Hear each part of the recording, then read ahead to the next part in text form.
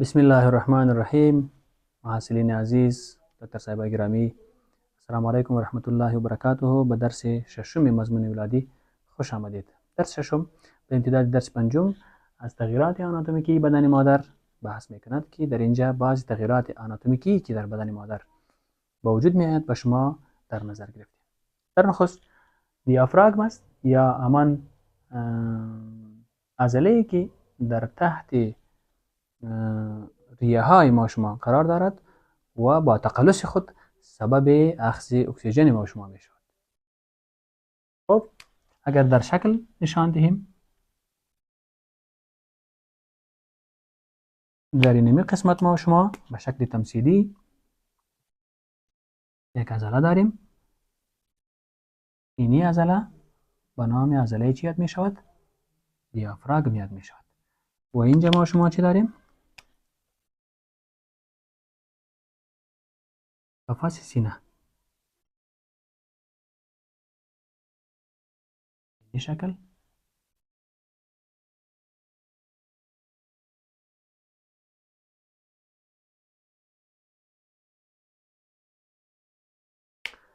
زمانی که حمل تشکیل شود در این قسمت، اینجا حمل تشکیل شود، سبب می شود تا اینی پرده دیافراگم یا اینی عضله دیافراگم تقریبا 4 سانتی متر به طرف بالا چی شود؟ به طرف بالا تغییر مکان نماید. 4 سانتی متر. زمانی که خانم حامله میشه و جنین طفل در بطن مادر رشد میکند، سبب می شود که عضله دیافراگم 4 سانتی به طرف بالا چی بکند؟ تغییر بکند، جای خود را به طرف بالا ببرد. خب شما شاید سوال داشته باشین که 4 سانتی که زمانی به طرف قفس سینه بالا رفت، خیر مادر چرا با کاهش تنفس، با کاهش اکسیژن رو برو نمیشه؟ این از خاطر از این است که تمام قفس سینه، استخوان‌ها و عضلات این قسمت چی میکند؟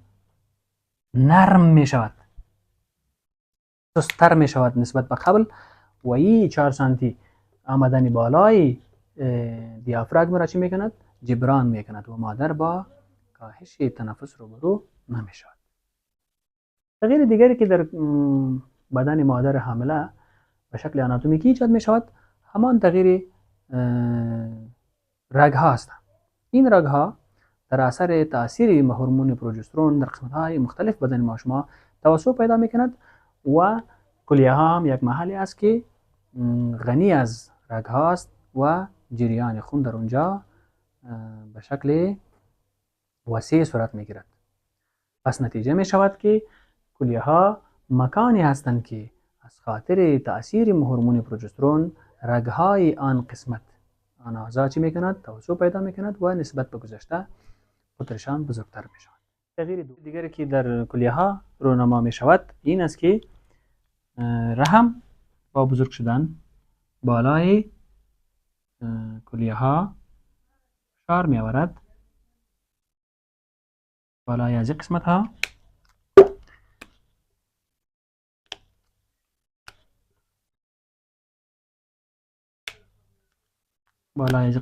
از طرف رحم فشار وارد می شود و سبب می شود که ادرار بیشتر جمع شود و منجر به این میشه که ادرار بیشتر در اینجاها جمع شود و جمع شدن ادرار یک بستر خوب برای تکثر باکتری می باشد که خانم های حامله نسبت به انسان های دیگر بیشتر دچار التهاب کلیه می شود.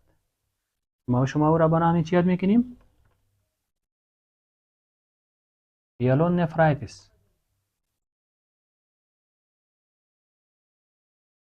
یا چی؟ التهاب کلیه. زمانی که از طرف رحم بالای قسمت های خروجی ادرار فشار وارد شد، منجر می شود که ادرار بیشتر در این قسمت ها جمع شود و تجمع ادرار سبب رشد باکتری ها و بستر خوبی را برای باکتری ها آماده می سازد و سبب می شود تا کلیه های خانم باردار نسبت به انسانهای دیگر بیشتر التهابی شوند و این حالت به نام پیلونفریتیس یاد می شود که نسبت به انسانهای دیگر خانم های حامله بیشتر دچار می شوند. تغییر سوم در مثانه به وقوع می پیوندد. بعض منابع طور تغییر را یادآوری می شوند. اینها میگن که هورمون پروژسترون بالای عضلاتی که مثانه را پوشانیده عمل می کند و سبب استرخای مثانه می شود که به ذخیره بیشتر ادرار منجر می شود. ولی بعض منابع میگن که فشار رحم بالای مثانه سبب ازی می شود که حجم مثانه خردتر شود و مقدار کم ادرار در اینجا ذخیره شود. هنوز به شکل درست معلوم نیست که کدام ازی درستتر است، ولی این واضح است که زمانی که مادر حمل میگیرد فشار رحم بالای مثانه افزایش پیدا می کند و مادر وادار می شود تا طبقات تعداد ادرار چی شود افزایش پیدا کند. این تغییراتی بودند که در بخش تغییرات آناتومیکی برای شما ذکر نمودیم. توجهتان تشکر.